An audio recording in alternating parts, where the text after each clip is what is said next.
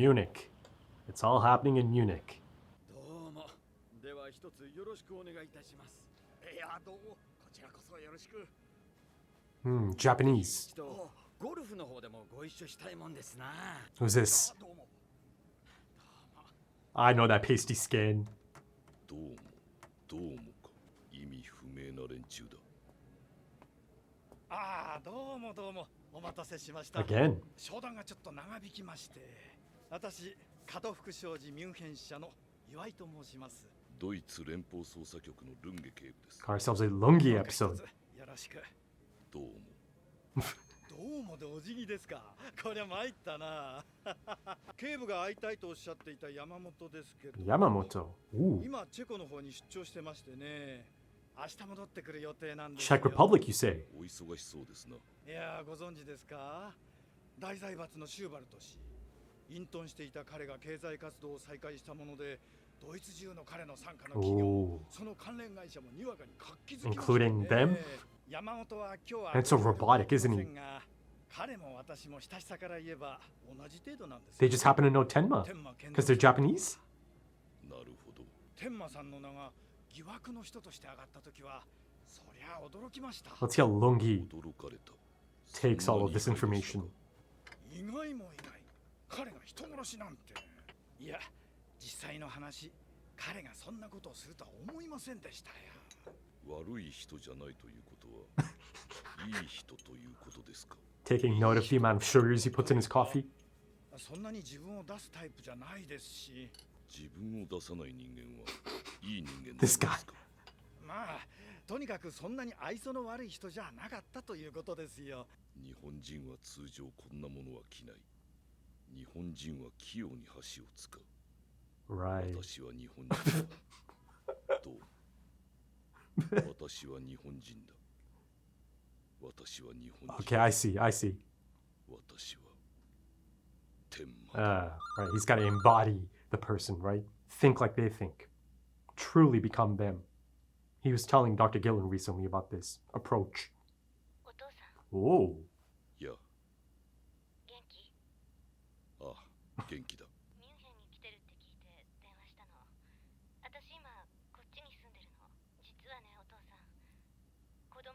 Oh. Lunge. そうか。おめでとう。 Still so mechanical. Ooh, a chance to reconcile. もちろんだとも。ああ、夕方6時以降なら。 Is he actually going to end up going though? それじゃ。どうも。 The daughter. Yeah, he's Tenma, apparently. で、ドクター高橋。 Takahashi sensei. 同業者から見て、天馬はどんな人間でした。そんなに付き合いも悪くなかったし、まあ優柔不断なところもありましたけど、ただメスを持ったら別人みたいになるんですよ。 Oh no, Lunga's gonna take this in a more 天才脳外科医なんて言われてましたけど、決して大げさじゃなかったな。 master of his craft. 彼の両親は。彼あまり話したがらなかったな。父親も兄貴も医者だって言ってましたけど、Runs in the family. 嫌をなく医者の道ってことで This is new information, right? ドイツで医者になってから一度も日本に帰ってないって言ってたな。親も親であの騒ぎの時もドイツの方にやってくるわけでもなし、息子の無実を訴えるでもなかったようですし。 Okay, Dr. Takahashi, let's keep it a little bit professional. 規約って言うんですかね、ああいうのは。 Confirmation bias, man. 山本から連絡がありましてね。プラハからミュンヘンに到着は From したん Prague. There's gotta ですが、be a connection. この足で取引先に向かわなければならないと。お忙しいようですね。これから私たちの行く店に後から来ると言っていました Okay, が。 good. Maybe I'll find out then. そうだ、ルンゲ警部もいかがですか？ Yeah, you've got your thing. Lunge? いや、今日は私は。天馬は家族関係が希薄って言うんですよ。私は天馬だ。 He's not gonna go. いいですね。ぜひご一緒させてください。But the thing about not being close with your family, oh no. Lunga certainly understands that. Wow, she sat there almost 2 hours. It almost kind of feels like a mental illness at this point.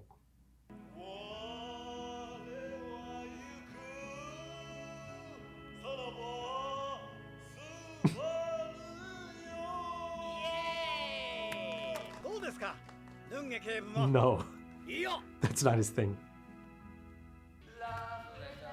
Hey, Canada.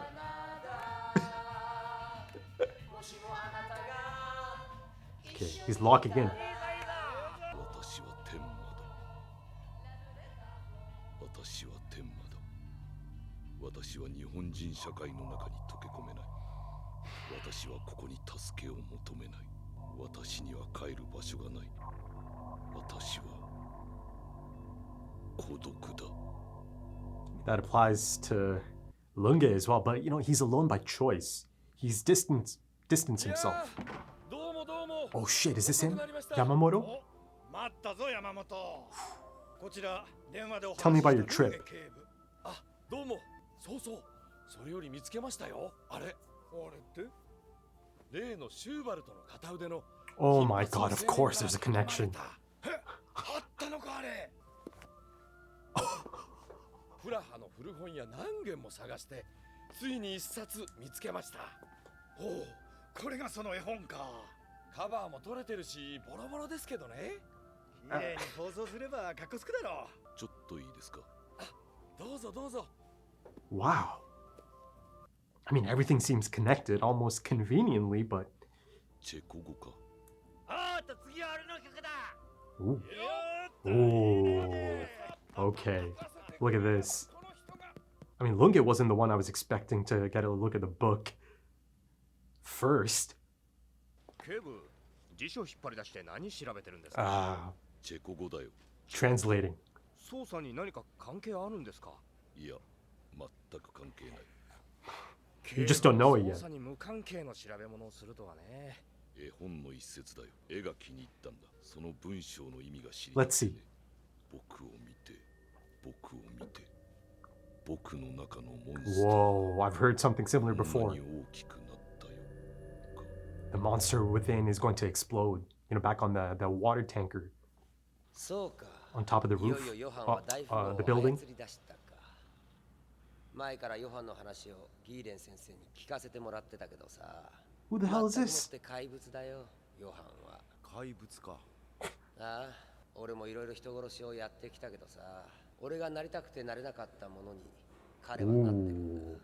まったく俺のヒーローだよ、ヨハン。 Ah, a nameless hero, the title. で、君にもう一つ聞き So たい he こと just が heard everything from Dr. Gillen.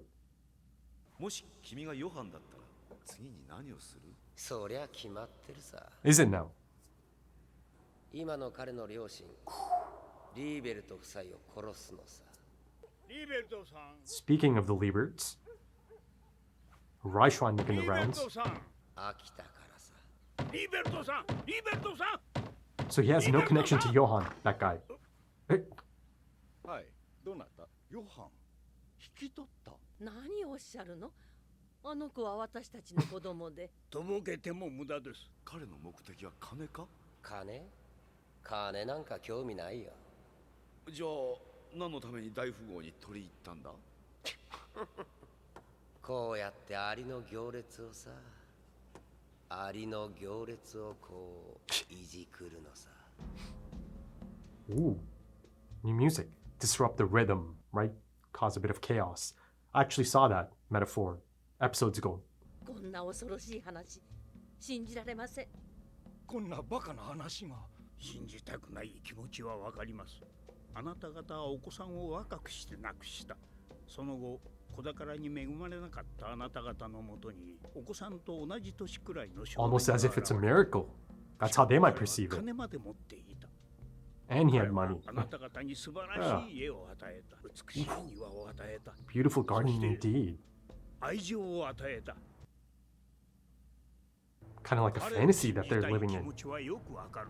しかし、ここに書かれてあることは真実。 Is it their truth, though? ヨハンはいい子です。ヨハンは優しい子で Or does す。 Johan have a spell? が良くて、器用な子です。 Are they under the influence of Johan? 私たちの生きがいです。 Not literally, but I'll get into it. 5年近く彼と親子の関係にあって、あなた方はそれだけしか言えないんですか？ I mean, it's possible they know all あ of な this た already. 方は彼のことを何も知らない。彼によって私の友人リヒャルトは死んだ。そして今、ドクター・テンマという男が取り返しのつかないことになろうとしている。どうか私の力に。 Don't think you're gonna get any help here, い Doctor. や、そんなことより、あなた方もここに書かれた中年夫婦のように、ヨハンを里子として育てた人たちのように殺されます。こっから出ましょう。私と一緒に。 There's just no change in their expressions at all. That must have been really quite frustrating for Doctor. Green apples again. 小さな実をつけましたね。来年はもっと大きな実をつける。 It's the first time they're happy again since he left. 楽しみだ。 Back in their fantasy. もうすぐ日本人に殺されるって？ヨハンが子供たちにそう言ったのか？ああ、その言葉どう思う？言っとくけど、彼に自殺願望なんてないよ。 And he's able to... どういう意味だ？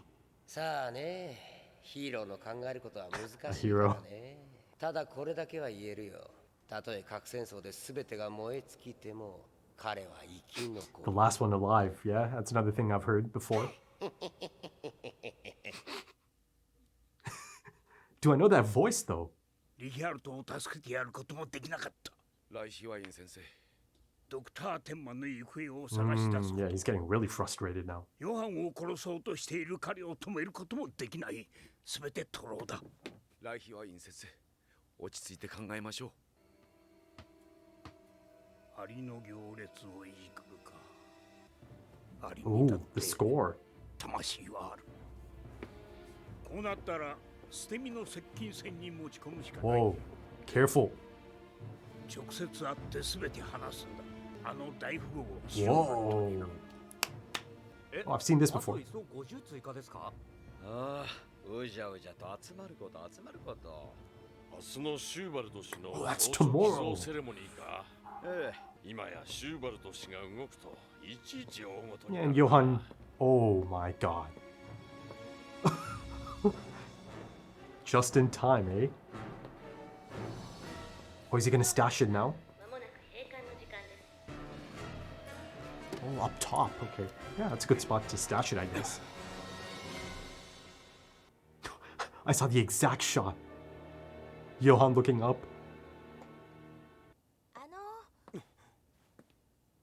すいません。あれ取っていただけます？ No! チェコ語の辞書なんです She け came ど back for 手 it. が届かなくて。 Clutch. これかい。 See a little glimpse of the sniper up top. すいま So せ she ん。 has the book already. ありがとう。 He's this close 友 to 達 it. がね、この絵本読んでいて、 Ooh, maybe that might get his 突然 attention. 没しちゃったんです。 Oh, he's もしかし distracted. てこの本の内容と関係あるのかなって。友達、もう良くなったの？もうすっかり。どうもありがとう。 Okay, Lotte. 昔あるところに。名前のない Oh, he's just gonna stare. おりました。怪物は名前が欲しくて欲しくて仕方ありませんでした。 An identity, right? Intrinsic.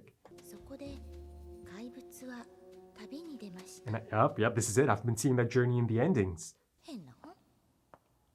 Stick to it. 明日はセレモニーで休館です。 Oh, okay. Tenma, he's staying. I thought he's just gonna stash it.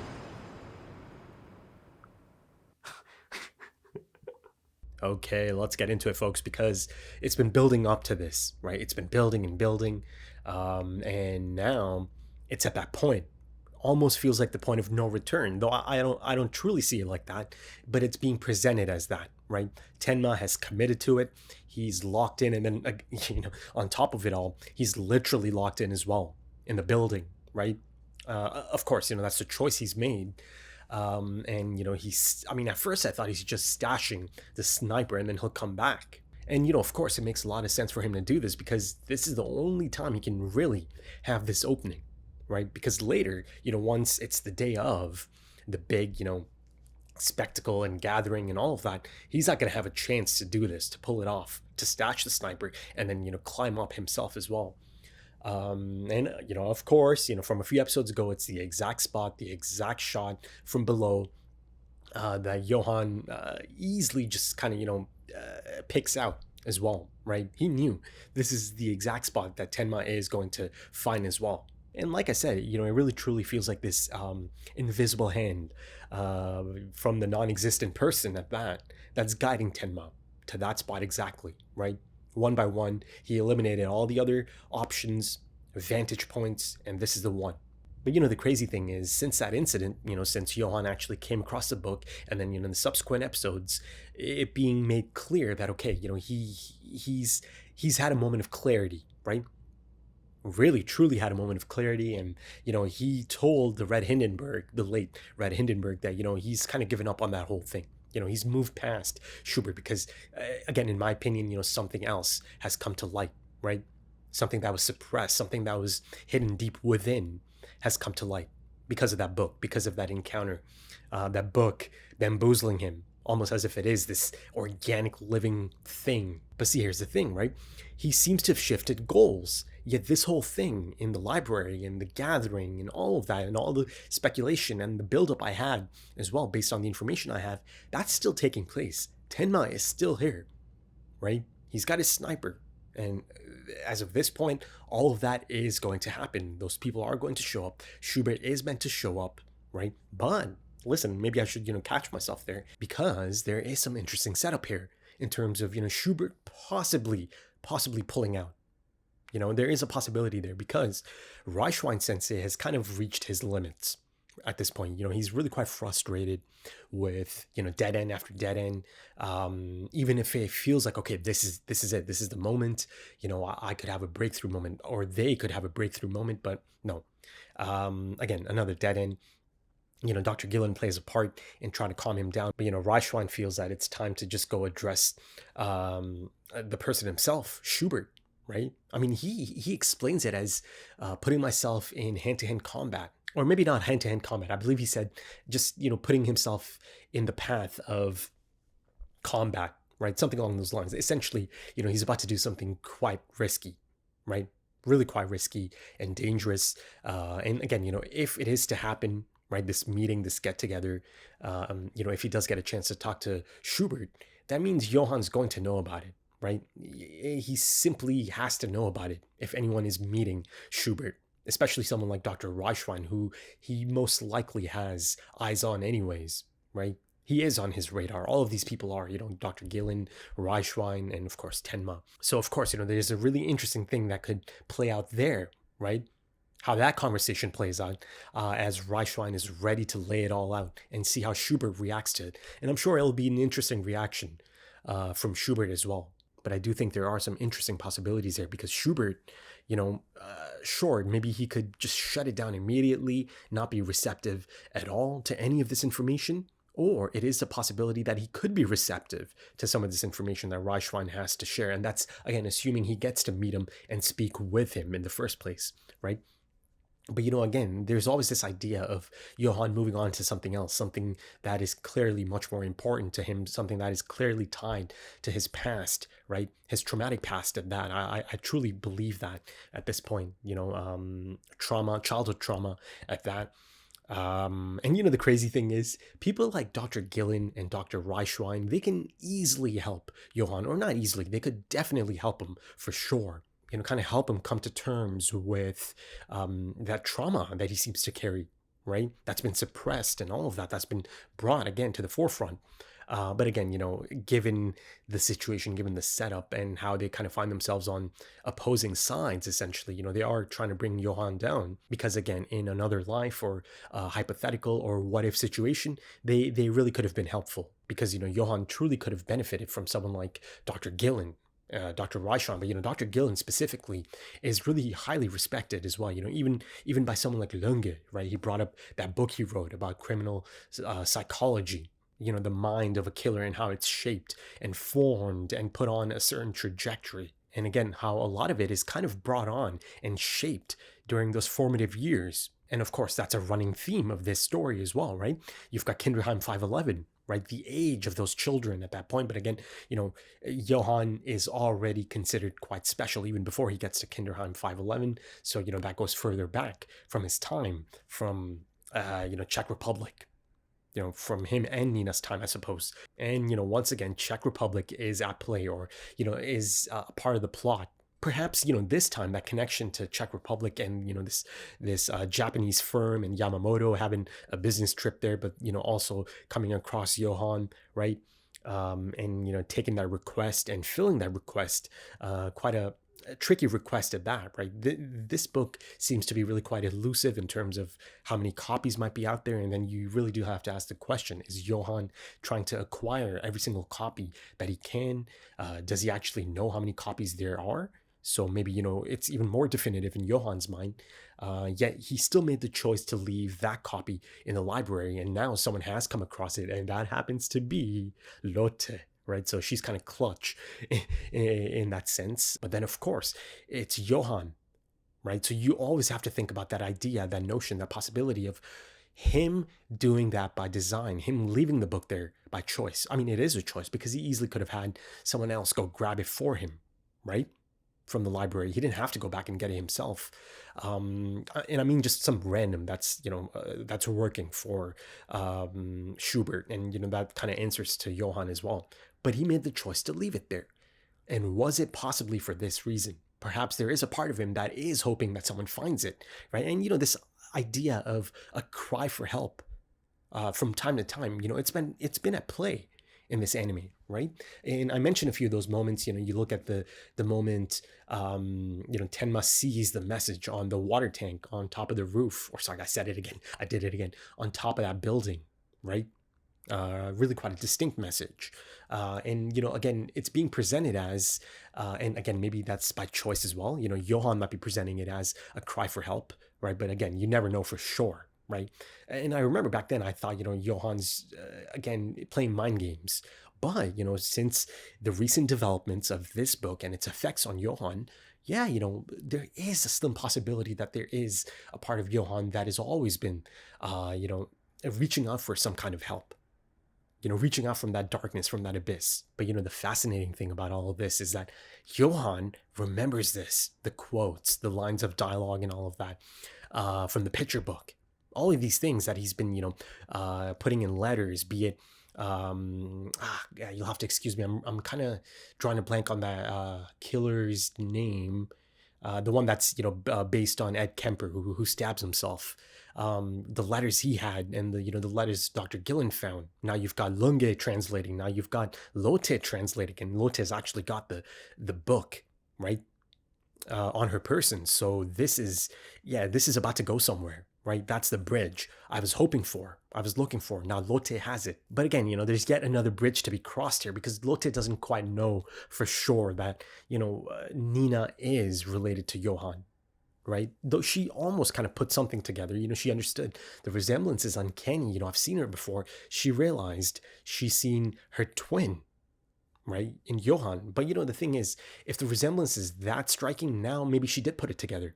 Okay, maybe that is, maybe that is a sibling relationship, and maybe if she does come across Nina the next time, right, hopefully, fingers crossed, she'll kind of bring that up and ask her about that. Right. And if that's the case, and she's got the book on her, and it looks like she's already hitting those translations, right? And like I said, it's really quite clear that it is indeed the story being told in the endings. And the crazy thing is, you can easily kind of see how that actual storyline of this monster in the ending, or multiple monsters at that. Again, I believe the split to be Johann and Nina. Right, I believe I discussed that ending, or gave my reading of that ending some time ago at this point. But again, that's just one possibility, that one half of that monster goes into one direction and the other half goes into the other direction, and both of those monsters have really unique lives from that point on. Right. That's one of the strong possibilities, of course. But now there seems to be this really bizarre and unsettling feeling about the whole thing. Right. in terms of Johan's own trajectory in life, right? His story up to this point and the stuff that's been playing out in those endings, right? The picture book endings that I've been getting in the episodes. I mean, the book itself, this picture book, actually seems to be linked to Johan's identity, right? Yeah, it's really quite bizarre because now, you really kind of begin to see some of the striking similarities to the things that Johan has been through and has put into motion, and this translation by Lotte, and again, just my own experience of the endings, right, recontextualized because of recent events. Yeah, it's getting really quite strange, but strange, a good kind of strange, But let's look at Lotte's translation of it so far, right? So I've got it right here in front of me. Once upon a time in a land far, far away, there was a monster without a name. And then, of course, the title of the episode can come into play as well at this point, right? I mean, the titles of these episodes are really quite important, really important to keep in mind. Yes, it's linked to the plot, the little mini plot of the Dr. Gillen scene as well, him and the other killer. I suppose he's been telling all about Johan, right? I mean, at first it kind of, if I'm being honest, and I'm sure many felt the same thing, it felt like this is someone who actually knows Johan or how he functions, kind of like the killer who's modeled after Ed Kemper, right? He just kind of knew how Johan functions because, he's had a correspondence and his run-ins with Johan, right, through letters, and then, of course, perhaps in person as well, as they alluded to. But, this guy just happens to be someone that Dr. Gillen is bouncing some ideas off of, right? Again, given how they do have some similarities, right? They both kill people, right? Serial killers and all of that, I suppose. And, this is someone who idolizes Johan, right? His nameless hero. Though, of course, in this really specific situation, that nameless hero is Johan Liebert, right? And this kind of goes back to that point I was making, right? Even though Johan considers himself a non-existent person, that, persona of Johan Liebert is someone that is known by many, including this, random, killer that Dr. Gillen is interviewing, right? Random for me, not random for Dr. Gillen, of course, within the context of the story. But yeah, based on the information Dr. Gillen provides, this man has quite the read on Johan. But I did feel like at points it felt like he's speaking of Johan as if he really truly knows him and that he's had run-ins with Johan. I feel like that's a bit too much. They could have reeled it back in just a tad bit, because at some points he's beginning to sound a little too familiar with Johan, just based on the stuff Dr. Gillen has given him, as far as information is concerned. But, I'll come back to that in a bit. Let's kind of go back to, the title of the episode, and then again back to the translation that Lotte has so far. But, a nameless hero. And, the crazy thing is, it feels like hero and monster feels like it's just completely interchangeable in this. Right? Again, you go back to the translation, a monster without a name. So, of course, it's all really quite deliberate. But yeah, let's go back to Lotte's translation. There was a monster without a name. The monster wanted a name so badly, right, that he just couldn't stand it. And of course, as I've stated on a few occasions at this point, identity and name are intrinsically linked. So there is yet again something that's kind of interchangeable, right? So I really kind of see it as either one, the monster wanted a name so badly, or the monster wanted an identity so badly. And if I build on that and try to connect it back to Johan, again, there's that idea of him claiming to be a non-existent person. Because of course, someone that is non-existent has no name, has no identity. And it appears that this is how Johan really truly sees himself. But then, of course, you simply have to ask the question, how exactly did he get to that point? Right? Why exactly does he feel like this? And I think, the thing, it's not the type of question that I have no answer for. I think really quite recently, it's been pushing me into that direction, through the encounter with the book and how it appears to have changed Johan's trajectory after a long time. First time in a long time, essentially. Right? And listen, this whole idea of Czech Republic and Prague, specifically coming back into play again in this episode. Though again, if I'm being honest, I feel like in this situation, or in this case of Czech Republic being a part of it all, of the plot, it felt a tad bit contrived. Because, first of all, you've got Yamamoto from the Japanese firm who's been asked by Johan, right? But then also it happens to be the same people that Lunge is in the presence of trying to learn from, he's trying to learn about Japanese people. And of course, I'll get to Lunge because, there's some really interesting and frustrating character stuff there. But, there's also some really unintentionally funny stuff, right? In that segment, I am Japanese.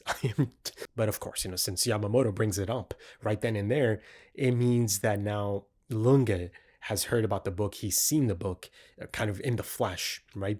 And, a few things stuck out to him to the point that he's able to, use his photographic memory and use his, filing system. And yeah, he translated a part of it later on. So yeah, in that sense, it's a bit of a surprise that it's actually Lunge who actually lays eyes on this book before any of the other cast members, the ones I was expecting at least, to get a glimpse of this book. Right, the Lotte, I think the Lotte angle paid off quite nicely, right? Because it's set up quite nicely. That Lotte actually is someone that could go back in for the book, right? You see that she clearly kept in touch with the librarian, and of course, before I move on to Lotte's translation, let's kind of look at Lunge's translation real quick as well, right? Look at me, the monster within me has gotten this big. Right? That I've heard before, right? Another version of it, perhaps. And again, like I mentioned a little bit earlier, Johan's been quoting all of this stuff, right? So subconsciously, it's always been there. He just didn't know how it got there, right? That's kind of my read on it. But then, of course, one of the most significant turning points of the entire story happened, and he came across that book, and I know how it affected him, right? Once again, it really truly feels like it changed his trajectory. And again, these quotes from the picture book have made appearances, right? They've been a major focus in a lot of episodes, right? Be it, that quote of the monster inside me has grown so big, right? That's from the Dr. Gillen episode, right? The Monster's Abyss, I believe. And, that's the one I see again in this. A different translation of it, but it's about the same thing. It's saying essentially the same thing, right? Then there's also the one on the water tank, right? Help me. The monster inside me is about to explode, right? And at that point, I believe Tenma said something like, Johan does have two personalities. And again, before that, it's Nina, it's Anna, who's kind of running after Tenma as he's trying to, get out of there on that boat. I think she specifically asked Tenma, or she requested, please help him, right? And, that idea of the split personalities came from that. And then, of course, because of the message on the water tank, Tenma kind of arrived at the same conclusion, though, of course, that's a long time ago. Now, you see Tenma is locked and ready, right? Dialed in. He just wants to take out Johan altogether, regardless of multiple personalities, even if one is dominant and the other is being suppressed, and all of those possibilities. Nah. Right now, Tenma is focused on just taking out Johan altogether, removing him. But once again, let's circle back to Lotte's translation, right? And I'll pick up from the last line again. The monster wanted a name so badly that he could not stand it, or he couldn't stand it, right? So then the monster went on a journey.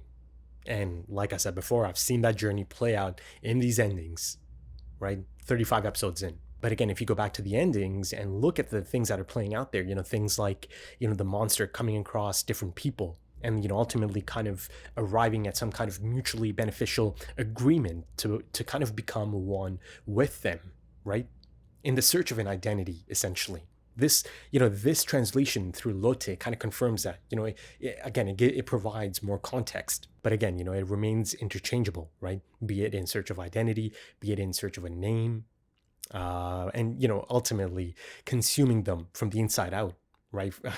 Unfortunately for the farmer, the big, strong farmer in that part of the story. And of course, it's been open to interpretation, a lot of it, right? Be it this idea of the monster within, the monster present within everyone, right? Compelling the monster within to act, to take over, to consume. You look at how he ultimately got to Richard, essentially compelling the hungry monster within Richard. Right, his alcohol issues, up until that point at least, the dormant alcohol issues, right? Again, that's one interpretation of how things might have played out with Richard on that night, right? And I love that it is open to interpretation. And, this idea of compelling the monster within to act, to take over, to consume, again, that's another thing that's been at play. You look at younger Johann at Kinderheim 511 and his role in the riots, the deadly riots that he played a major part in. You look at, the money angle. It's not really truly money that he's interested in. It's rather how people behave with money, how money makes people act, right? And, there's a lot of great insight actually through, it's insight that kind of reiterates other stuff that's been presented in the anime already. And of course, at that point, he straight up just tells Dr. Gillen that Johann holds no interest in money. So, to be fair to him, he gets quite an understanding for Johann, doesn't he? And, that's one of the reasons I kind of felt like it's a tad bit too familiar, right, for my liking, because all of this is just based on information Dr. Gillen is providing. But yeah, ultimately, it's to see human nature, to see how people react to money, that type of money, right? The monster within. And, again, that idea of, taking an ant out of the line, right?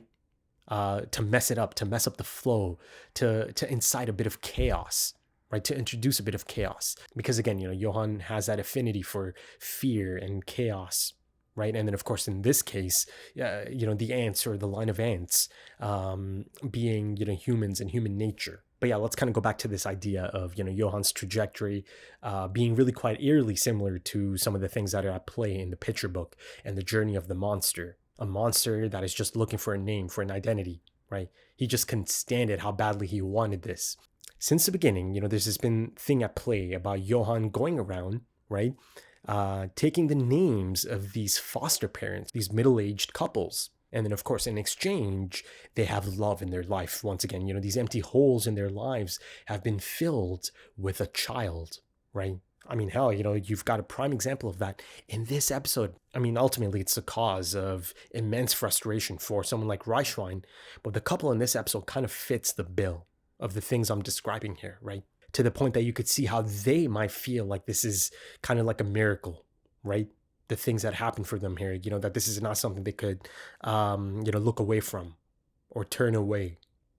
I'll get into that in a bit. But then once again, going back and connecting it to the story of the monster in the picture book and the endings, ultimately, Johann ends up killing them or getting them killed, right? So that's essentially kind of the same thing there, right? He takes their names, but then ultimately he moves on and, they end up dying. But then, of course, it always kind of goes back into that idea of the non-existent person as well. And, Johann wanting to clear up any signs of his existence. But yeah, ultimately, these middle-aged foster parents, after, giving Johann their name, they do end up dying and Johann moves on to the next. And yeah, like I said, it's really quite bizarre how closely it resembles the story of that monster in the endings, right? Ultimately, a deal with the devil, right? For temporary, bliss, for love, to fill in those holes, right? Ultimately, there's only one ending. But yeah, before moving on, let's kind of look at that scene, right? The Lieberts, these Lieberts, and Reichwein. I mean, these two are just completely unwilling to accept the truth. I mean, the expressions on their faces throughout the whole scene are just so bizarre and jarring, right? There's just no shift at all. And, it's, again, this isn't like a literal thing, but it almost kind of felt like they're under this proverbial spell, if you will. Johann's spell specifically, right? He can be quite spellbinding, that Johann. But yeah, like I said, the only time they felt any sort of relief and felt that they could be at ease again, be themselves again, is once the doctor left and they didn't have to be, in the line of facing those thoughts anymore, that line of questioning anymore, right? I mean, listen, I kind of floated the idea, is this as simple as them already knowing these things, but they choose to live the fantasy, right? The miracle that happened for them, right? The glaring holes in their lives being filled through the timely arrival of Johann. And even as they described Johann, right, he's really outgoing, he's really quite smart. It's a deadpan look on their faces, right? And this idea of their expressions not changing at all, I bring that up because they're essentially being told and being presented with compelling evidence that indeed, there's a strong possibility that he's a mass murderer and you could be on the chopping block really, really quite soon, right? And, that's the thing our friend sitting across Dr. Gillen felt as well. But again, there's been a sudden shift within Johan recently because of that picture book. The reemergence of that picture book in his life specifically. So, before signing off and moving on to the Lunge part of this episode, I mean, yeah, it's becoming really quite clear that Johan has been shaped by this book, by this picture book in his formative years, right? And listen, yeah, before I forget, how long before Johan himself ends up back in Czech Republic, right? Surely that's on the horizon at this point, right? That I feel strongly that that's probably the case at some point. I've still got a decent amount of episodes left, so I can totally see Johan maybe, returning to his childhood now that he seems to have this newfound, path or trajectory and, immense clarity. Maybe, he might be headed there soon enough, right? Back to his childhood. But yeah, to finish off the discussion, let's kind of look at Lunge and him kind of doing his best method acting, right? Once again, to embody Dr. Tenma, to become Japanese, to be in Tenma's shoes, to feel how he feels, to think how he thinks.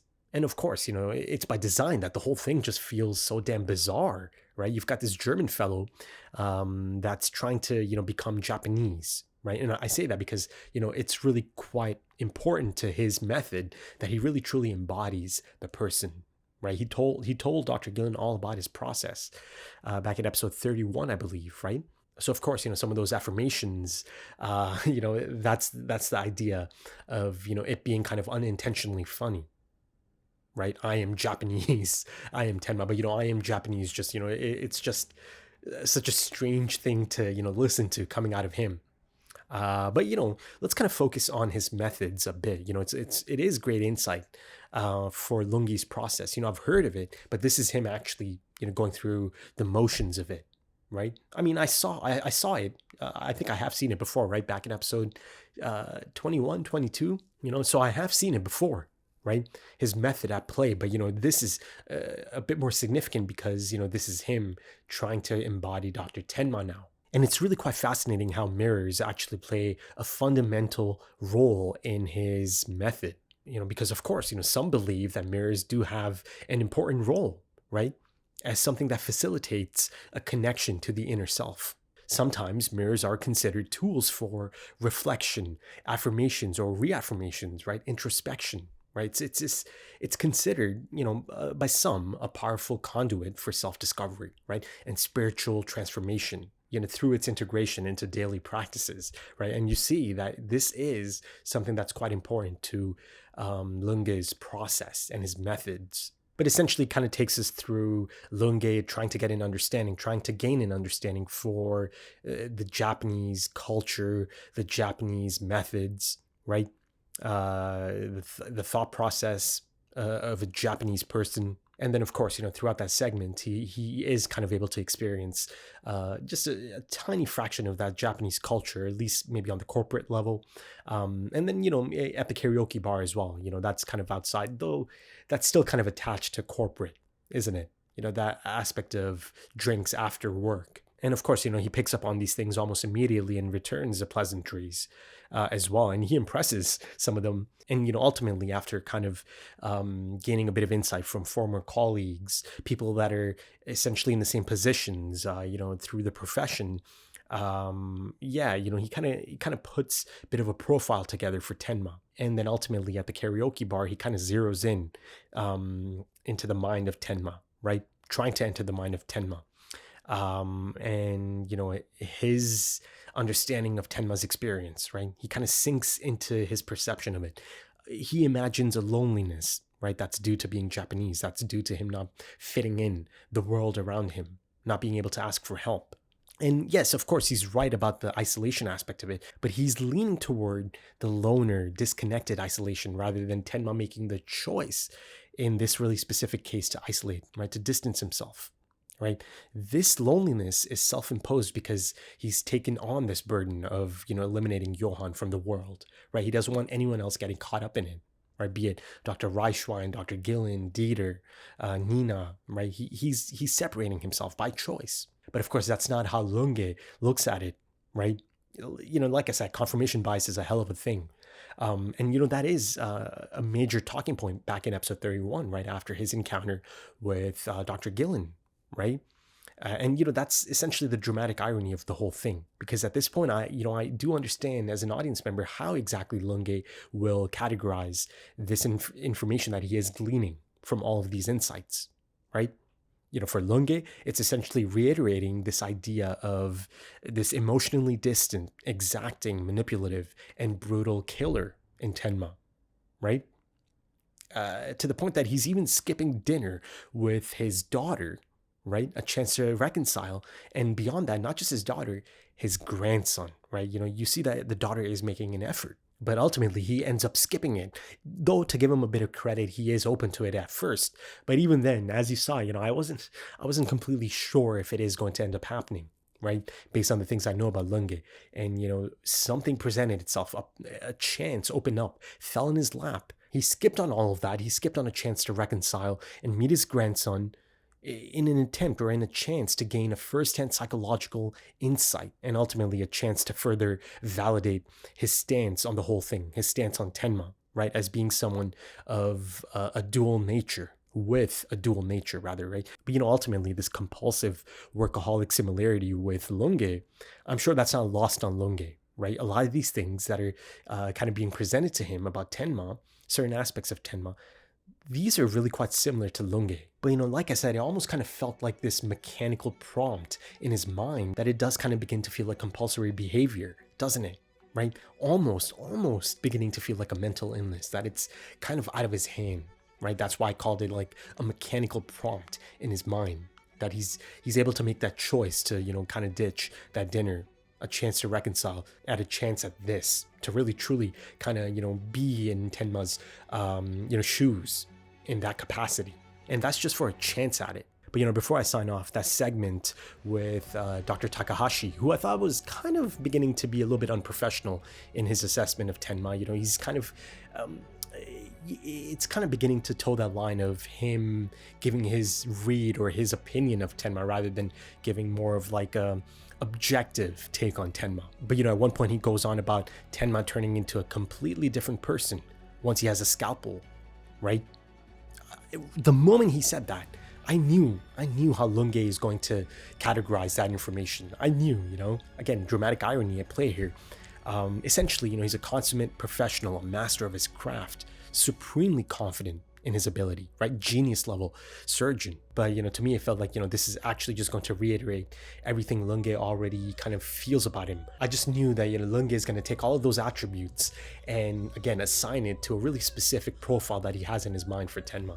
All of this is just kind of fuel to the fire for him, essentially, right? It just kind of reiterates, this notion of, Lunge's got to be right.